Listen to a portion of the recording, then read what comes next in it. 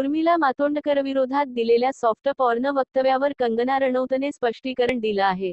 Soft porn किंवा porn star हे शब्द आक्षेपार्ह नाहीत, असे कंगनाने सांगितले. हे केवळ समाजाला मान्य नाही. कंगनाने येथे सनी लिओनीचे उदाहरण दिले. ती म्हणाली की, सनी लिओनीला भारतात खूप मान मिळतो.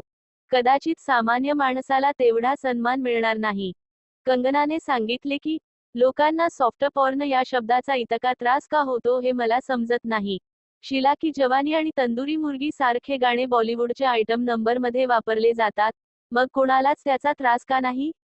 प्रथम प्रकरणाची पार्श्वभूमी समजून घ्या. कंगना रनौतला भाजपकडून लोकसभेचे तिकीट मिळाल्यापासून तिच्यावर आरोप प्रत्यारोप सुरू आहेत.